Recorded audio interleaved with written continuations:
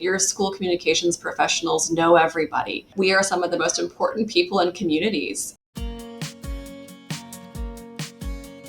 We are surrounded by content. Content shapes who we follow, how we lead, what we buy, and even what we believe. Welcome to the Content Generation Podcast, a class intercom production where we focus on the stories that come to life in schools all over the world. We highlight the students, educators, and communities who share the content that shapes our future. Welcome back to the Content Generation Podcast. I'm excited for all of you to get a chance to listen to Kelly, who is the current NSPRA president. Dr. Jill, I know you've crossed paths with Kelly a number of times on the road, and she has some wonderful perspectives coming from the Show Me State. Right. We love our Midwestern fans, and those people that are coming in and showing just that really great leadership from Nicole Kirby was, from the same area, and now really seeing Kelly in this role. I'm just excited to see what she does with leading NSPRA and taking them to a really great organization to the next level. Well, Kelly's platform really lent itself for this moment, right? So when you listen to some of the things that she's doing, there are so many things converging with school communications, and really we need leaders to rise to this moment. And Kelly's a great example of that. Also a KU basketball fan, so we've had some great connections and conversation. But I am really excited about Kelly in this role in really helping on a national level. And Dr. Jill, I don't know if you've had a chance to talk to Kelly about her passion for mentorship, but I think that's such a great perspective for an NSPRA president to really be as passionate as she is about mentorship. Yeah, and I think, hearing her experiences and David Luther, who has brought along a lot of school communicators, but then, really remembering what that's like to start in this new industry and growing industry, and to be able to have someone walk alongside you and know that even when you're in crisis mode, someone else has been there before and probably had it worse. So, and they're happy to share. They're such a great giving organization. And so I love and hope she continues to bring this mentorship to NSPRA as a whole. Well, I'm excited for you to listen to the interview with Kelly Wachel. Well, welcome back to the Content Generation Podcast. I'm Ben. I am joined here with Kelly. And Kelly, I am really excited to get to have a conversation with you about content generation and of course, your new role as a leader at NSPRA. Welcome, Kelly. Thanks for having me. Let's go, Ben. Well, I'm excited for people to get to know you, particularly myself as well. But I would love to understand a little bit about your background before coming into a school PR role. Where did you come from? How did you land up in a school PR job? Yeah, great question. I love answering this question because I talk about mentors and talk about what we love to do as educators and school comms pros. So I am a Jayhawk. I got to see your Rock Chalk Jayhawk sign as we were doing some intro conversation here. Yes. Oh, there we go. Jayhawk, big basketball fan, and worked here in Kansas City in the corporate world after graduation from KU. I actually worked at Ernst & Young, which is a big financial firm. They're E&Y now, or EY now, but worked in their cash management firm, PR, marketing, sales, and I really loved that job. I was traveling. I was working with professional corporate types who had a lot of experience climbing the corporate ladder. That was my vision for my life. I wanted to make a lot of money in my life. And so loved that job. But as I learned a little bit more about what I wanted for my family lifestyle, just for my lifestyle in general, I was kind of looking what I wanted to do next. And when you're in your 20s, I think at this day and age, I'm way past that, but it's like, what do you want to do next? Like, what do you want to spend your career doing? And so, actually had the superintendent in a small school district here in Kansas City, small urban district, Dr. Bartman. He was the former commissioner of education in Missouri. So big deal. And he had come back to be a superintendent in this small urban district, a center school district. And we had each other growing up. I grew up in Jeff City, a lot around political types and the Department of Education in Missouri. And he said, "Come work in a school district. Come do PR and marketing and comms for a school district." I said, "That exists? Like, we can do that?" And so I got to go do a tour and visit with him, and really thought, this is what I can do and spend my life doing, where I'm serving the community and serving basically high need students and staff in an urban environment. So started my career there. 20 some years later, here I am, 4 different school districts, still in school communications, serving as a mentor, having had mentors, really still learning about what makes our communities tick and how public schools interact with our communities. And that's kind of what led me to NSPRA. I had been part of our Missouri SPRA association for a long time, president there, and been part of NSPRA for a long time as well. But this was really a chance to blend that love of what we do in our communities on a national level and see how we can really, my tagline was meet the moment. How can we meet the moment for public education on a national level? And here we are, Ben. So that's a condensed version of what I typically say, but there's a pretty good version of how I've gotten to where I am now. Well, and Kelly, you're at Park Hill now, but give us a little bit of background. You have 4 different school districts, and for those people maybe not in the Midwest, you're covering a big gamut of rural, suburban. Give us a little lay of the land of those types of school districts you've been a part of. Yeah, so here in Kansas City and in the Kansas City area, we're on the Missouri side. Yes, several, 13 to 15 big and small, kind of regional districts in the city proper here. And then across Missouri, we have 500 and I think say 30, over 500 school districts in the state of Missouri. So in the Kansas City region, I started out in that small urban district and then went to work for Lee Summit School District, which is a large large suburban, district here in Kansas City. And then went to work for Kansas City Public Schools, large urban city school here in Kansas City. And then, yes, I've been in Park Hill School District. This is my 4th year. And again, back to a suburban, large district here outside Kansas City. And each of those districts have taught me, obviously, something different. We know our core practices are the same. Content generation, how we relate to our schools, how we take care of kids, how we tell stories.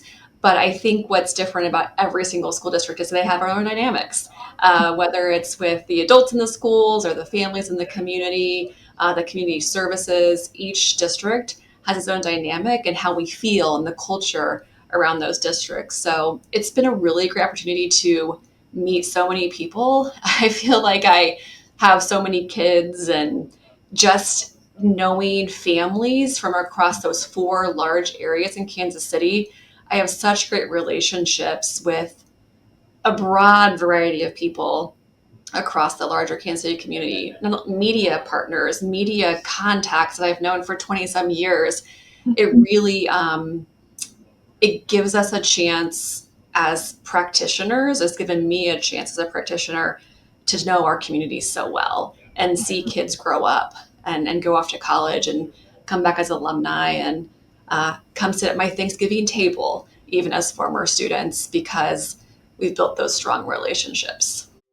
That's awesome. That's awesome. When I think about some of that background of you being able to come from rural, realistically, I would think of Kansas City public schools as an inner city, right? And then thinking about that diversity, that's such a great platform for what we need at NSPRA to help support people across the country. I think you as one person having that diverse of experience is really fantastic. So I'm excited about that. And I'm also excited, as we've talked to the past, your platform of being for this moment, in this moment, like what does that mean to you? And how does that play into what this year, 2025, 26 looks like for NSPRA? Like you're saying, having worked in so many school districts with different students of different backgrounds, staff of different backgrounds, families of different backgrounds, I find myself relating to so many of the kids across our country, the staff, the school communications professionals across the country. I feel like I can relate to almost all of them in some way. And with that being said, I get to listen a lot. So I've listened to a lot of school communications professionals, a lot of superintendents, just a lot of families and kids too, about what they're seeing in their communities, in their schools, why they're doing so well, why they're struggling, why it's challenging, why it's successful. And as I listen, I really see the common theme of we have to meet the moment. There are so many things happening to us, maybe against us in public schools. And despite all of those things that are happening to us, we have so much power. We have so much strength in our numbers and in our connections to our communities that we have a lot of good work to do to meet the moment in advocacy for public education and continuing to show that we are the choice for the majority of our students and families in this country. So obviously, there's a lot happening politically, culturally in our country. This moment's a really big one, and when I talk with school communicators, they're saying like there's a level of complexity or layers to it. Is some of the ways that they describe it when they're in one of those moments. How does this mentoring role and what you're bringing to NSPRA, how can we help school communicators across the country with that? And how do you see that playing out? At the heart of what you're talking about there and that we experience in these complex moments is that we all have this need just to be good humans functioning in really healthy societies. And in healthy societies, our public schools are really the groundwork and the foundation for producing contributing citizens and producing really good people to then work in our communities and go out and work for our communities. And so when I think about the complex moments and when we're whether talking to the media or talking to our parents or our staff or our kids and talking to the people in our community to reassure them when something isn't going well or in that complex moment, we have so much more in common. We have so much that we all want of the same. We want the same things for our kids for the most part. However, people are trying to get there through different ways and different strategies and different tactics. But if we can always remind people that in schools, we're here to produce really solid citizens, we're here to support kids, not only academically, but also socially and emotionally. Yes, we're going to take care of kids in lots of different ways.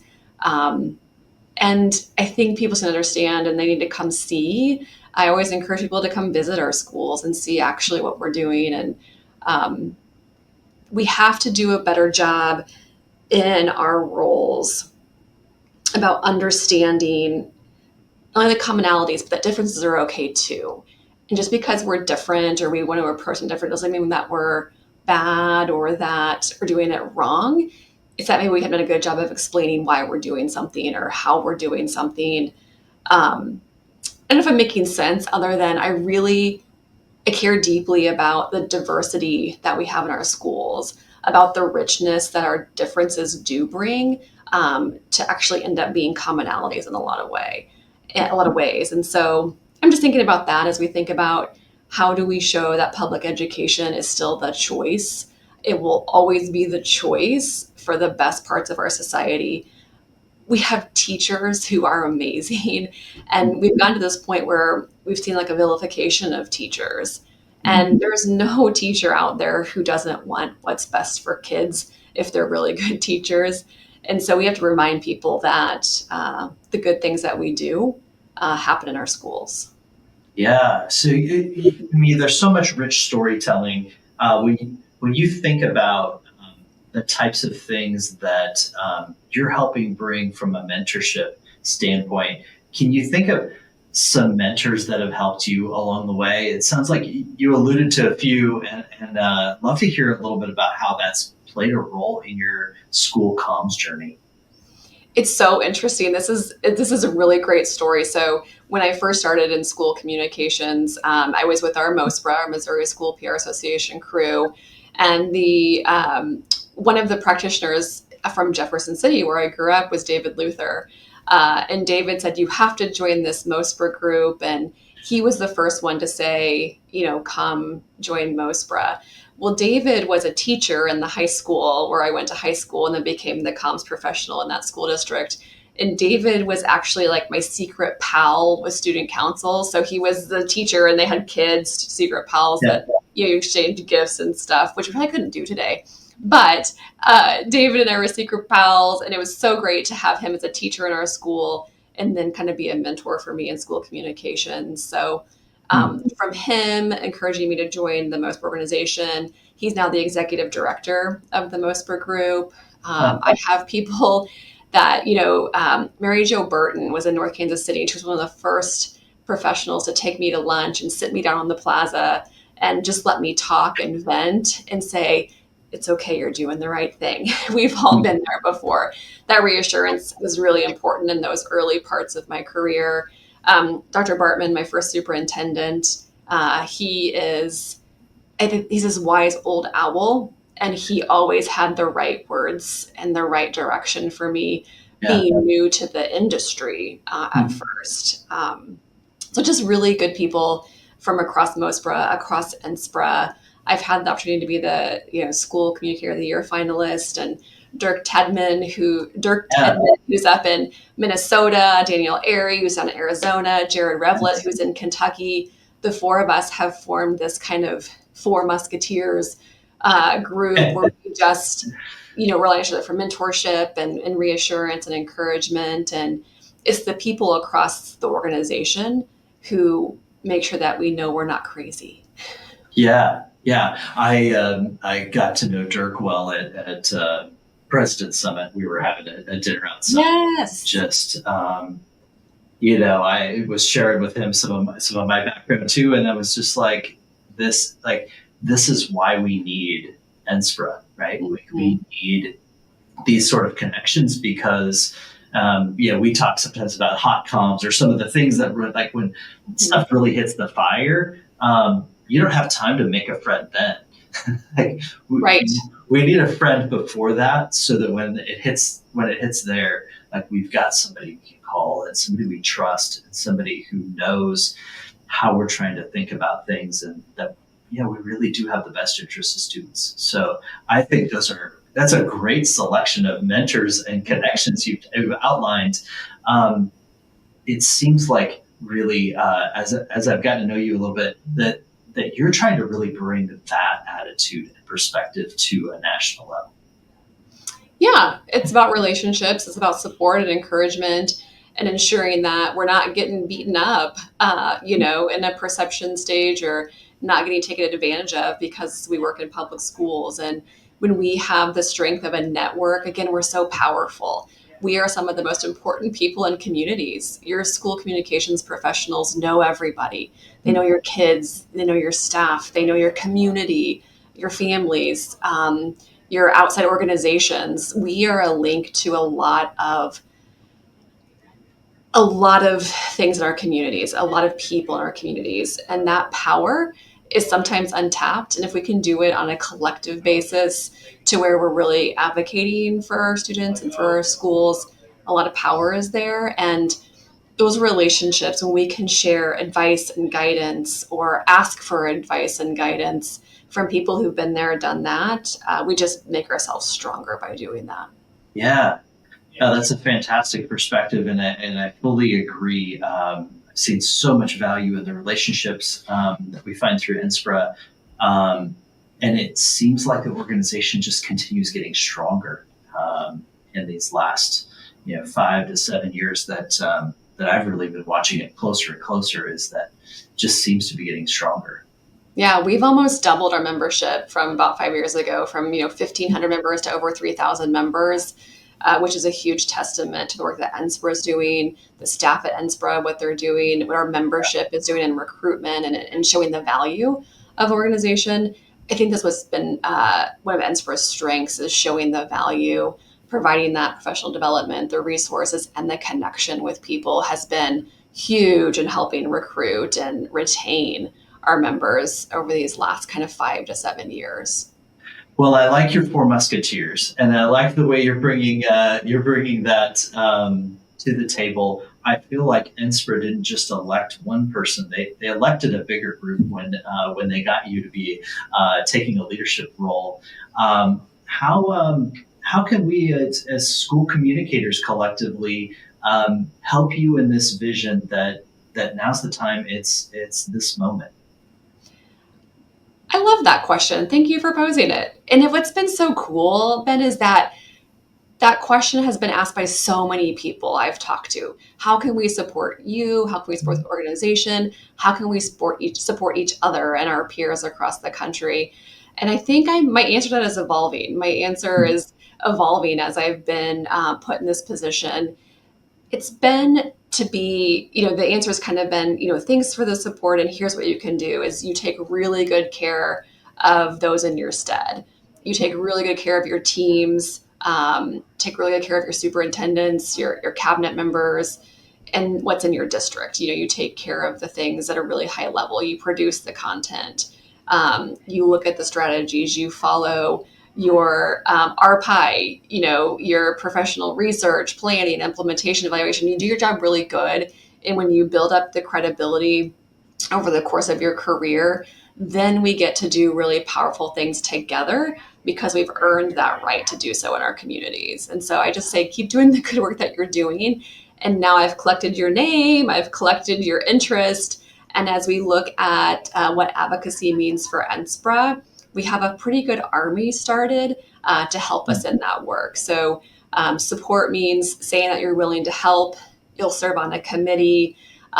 You will be part of the research, the planning, the implementation, the evaluation once we get to the advocacy work. Just saying, be prepared because we're going to come ask for your help.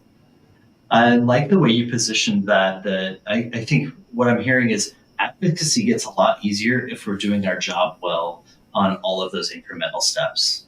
Absolutely, right? We earn that trust and credibility every day when we interact with people. And as we build that credibility and trust, we get a lot of permission to then go do really powerful things together. Mm-hmm. I love the way you're elevating the role of school communication. It's such an important role, but sometimes it does get overlooked, right? Like, I talk to a lot of school PR folks who, will say, "Hey, I have a new superintendent. Not sure if they understand what my role is yet."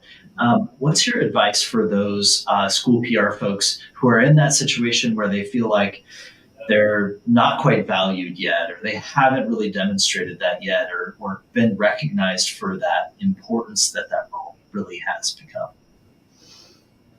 I think whether it's a younger professional or one who's new to the school communications profession, sometimes there's some trepidation there in giving yourself permission to just go do it, giving yourself permission to just go meet your kids, meet people in your schools, produce stories, produce content. Sometimes they're looking for permission to go work on a project or go meet someone. And I think what I have learned is that you just go do, and you don't have to ask for permission because you are the person.